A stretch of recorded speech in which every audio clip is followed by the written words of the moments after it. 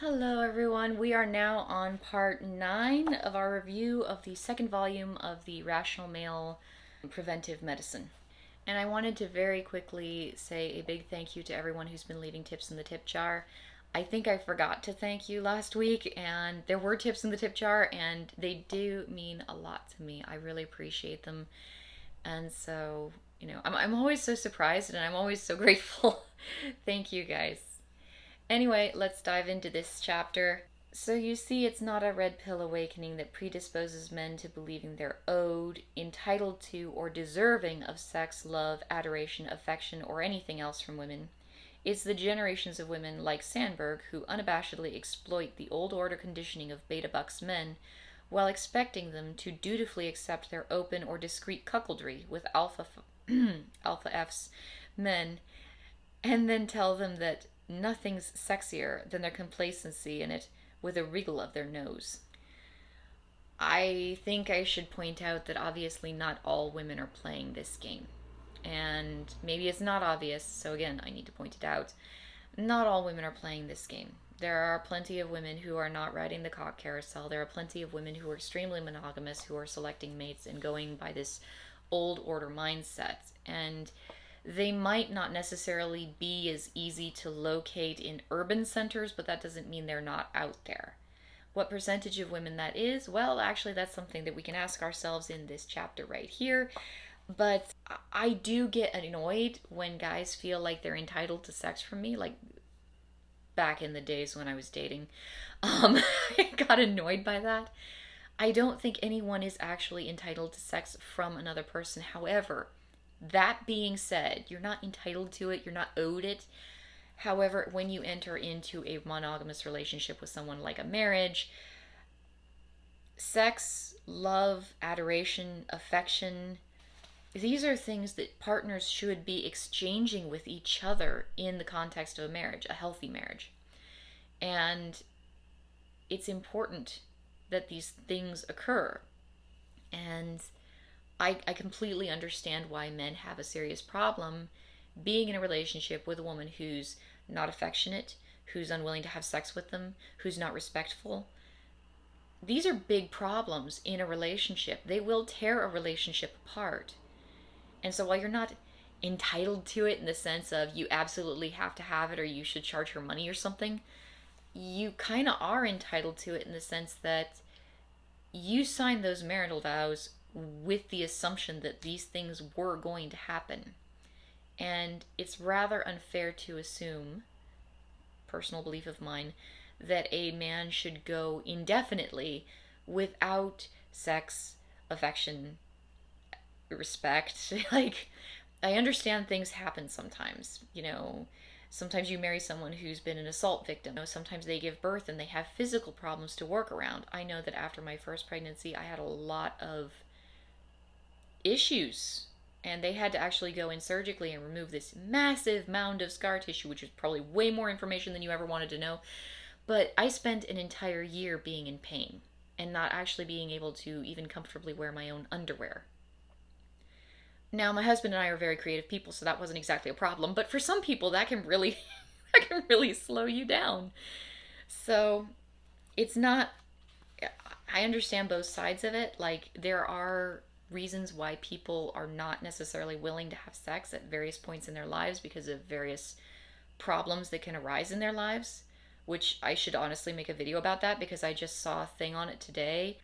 Women who've just become mothers who are really struggling to give sex to their husbands.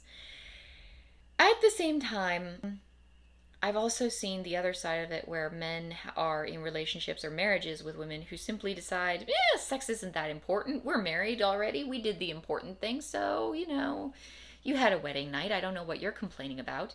And that's horrible. And it's really hard on these men. And I don't think that's something that should be ignored or simply tossed aside as not that important either. Here he's quoting from Why Muscularity is Sexy by David A. Frederick and Dr. Marty G. Hasselton. From a woman's perspective, the ideal is to attract a partner who confers both long-term investment benefits and genetic benefits. Not all women, however, will be able to attract long-term investing mates who also display heritable fitness cues. Consequently, women face trade-offs in choosing mates because they may be forced to choose between males displaying fitness indicators or those who will assist in offspring care and be good long-term mates. And this is not surprising or new to any of us. We all know this, we've all talked about this, but the thing that keeps bothering me, and that has been bothering me for quite some time, is when they say not all women will be able to capitalize on, I'm paraphrasing, not all women will be able to capitalize on hypergamously satisfactory mates. I mean, that's what it is. Are you going to be able to get that perfect balance of alpha Fs and beta bucks? Not all women can do that. Okay, fair enough. Not all women can do that. We all know that not all women can do that. But what percentage of women are unable to do that? Because I mean, I was able to capitalize on it, so that's a done deal. How many other women are able to successfully capitalize on it? Has that percentage changed in the age of Tinder, where we suddenly have a very, very globalized sexual market? What are the numbers now? What were the numbers back then, before Tinder? We don't know the answers to these questions. And until we know the answers to these questions, it's like this mysterious magic number that just hovers in the air around us. And it's really important to know that number. Because for all we know, and I'm not saying this is the case at all, but for all we know, only 10% of women are failing to obtain a hypergamously satisfactory mate. And if it's only 10% of women, well, is it really that big of a problem? Like, obviously it's a problem, but is it the kind of over-bloated, hyper-inflated problem that men in the manosphere try to make it sound like? Then again, the opposite could be true. It could be that only 10% of women are able to find a hypergamously pleasing mate, in which case 90% of women out there are really bad for you and bad for your health, and you should run away screaming from them. But until we know that number, then we don't know. I see a lot of men who act like that number has got to be high. Like nearly all women, or close enough to all women that you should never ever trust a woman or form a meaningful relationship with a woman because it's just not worth the risk. Because the number is so high. We don't actually know what the number is. I really want to know what the number is. Ironically, it's exactly with this cell that women encourage the very transactional nature of sexual relations with men they're screeching about recently. He's talking about this whole, if you're a good beta and you wait for me until I have Chad's kids and I'm a single mother, then, and you provide for me financially, then you're gonna get that wonderful best sex that I have to offer in my life. He's talking about that. And the thing is, just because there are women out there who try to play up this whole transactional sex thing, that doesn't mean that all women are engaging in this transactional sex thing. I always hated the idea of transactional sex, and I do not have a relationship in which there is transactional sex. We do all that stuff because we want to. And it has nothing to do with services rendered to either party. And so I get annoyed when people have in the past treated me like transactional sex was on the table. And you guys have seen my videos about that. Like, other people were assuming that I was up for this whole transaction, and they never really told me about it, and I got really annoyed with them when they decided it was time for me to pay up my side of the transaction, which they never told me about. Yeah, I don't necessarily go in for that sort of thing. And I know that a lot of women screech about it, but the thing is, just because some women are making these kinds of transactional sorts of interactions with men, that doesn't mean all women universally are making these transactional sorts of interactions with men. And those of us who aren't don't want to be pulled into other people's bullcrap, because it's not healthy to have transactional relationships. And I'd prefer to have a healthy relationship to a crappy relationship where I'm having mediocre sex in exchange for money. The more necessitous a woman finds herself in the sexual marketplace, the more likely she is to deny the mechanics of her own hypergamy. I've already capitalized on my hypergamy. I've already gotten exactly what I wanted. I was able to strike that magical balance between alpha Fs and beta bucks. And honestly, I'm fascinated by information. For what it's worth, the men women genuinely want to fuck wouldn't keep track of sexual frequency because a woman's dread of missing out on a sexual opportunity with a desirable alpha is usually enough incentive to ensure frequency. I don't know about everybody else, but at least in my case, this is a very true statement. It's been years and I don't think I've ever turned him down. I know there are exceptions to these rules because I know that there are medical things that can arise, but I do look at that and kind of wonder because he's never had any complaints. Nobody marries their best sex ever. This one this one kind of was interesting. He wrote that nobody marries their best sex ever. But then if you read the paragraph that follows it, according to a recent study by iVillage, less than half of wedded women married the person who was the best sex of their lives. 52% say that it was an ex. So you're saying that about 48% of women who are married think that their husbands are the best sex of their lives. So 2 percentage points less than half. Like, that's not exactly nobody. Now, maybe he neglected to mention the other kinds of men in women's lives who were the best sex of their life, but from reading this paragraph, it really seems like that's still, you know, roughly not quite half of women who are currently married to the best sex they've ever had. Which is kind of alarming on the one hand because it's like, oh my god, that means that like half of all women aren't necessarily married to the best sex they've ever had in their lives. So what are they doing with that guy? Mr. Second Best or Mr. Third Best or maybe even Mr. Eighth Best. It gets pretty depressing pretty fast. But there's still about 50% of women who are married to the best sex of their lives, myself included. And it's like, what about us? Like, did we disappear or something? Like, this is where that whole question of what is the magic number? What women out there are not actually, what percentage of women are not actually settling down with Mr. Hypergamously ideal, Mr. Alpha F's plus beta bucks?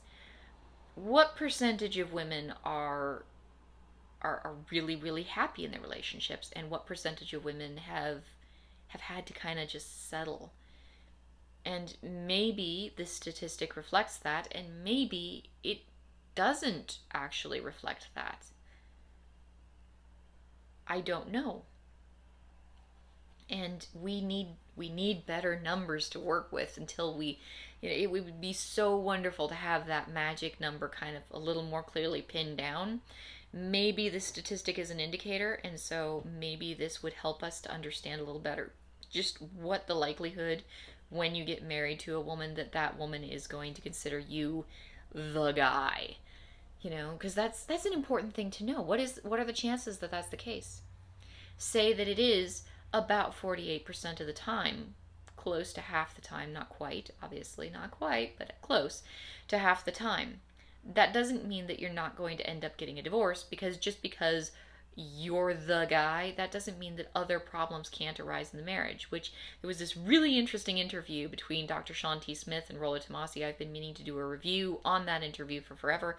I need to do that because Tomasi is talking about how hypergamy is to blame for many of women's negative and harmful sexual decisions or relationship decisions.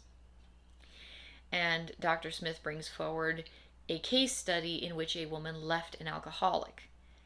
And I dated an alcoholic. I dated an alcoholic for about a year. It was really miserable. I can totally see why, even if he was the greatest, most wonderful, awesome guy in the world, sooner or later I would have to leave him because he was a raging alcoholic. Hypergamy is not the only factor at play in this, and I think that's important to take note of and important to Consider, in fact, 66% would rather read a book, watch a movie, or take a nap than sleep with a spouse.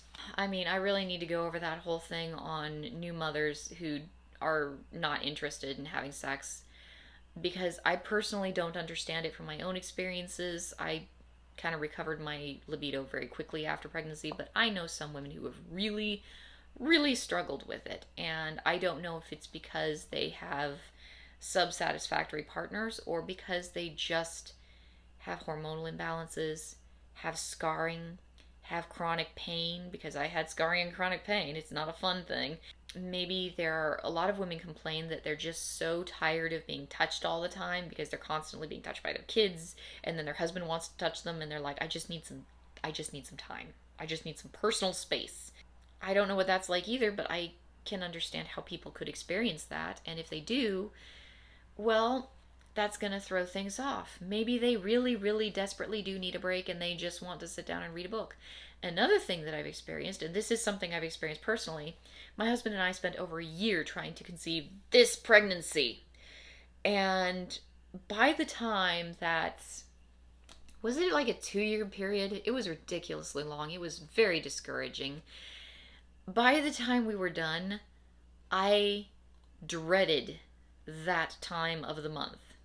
It was like, okay, I've hit the fertile window. All right, honey, date night tonight.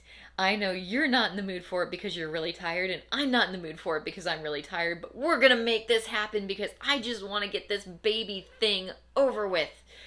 It is the most unromantic situation that you can possibly find yourself at. Well, not the most, but one of the most unromantic situations you can find yourself having sex in.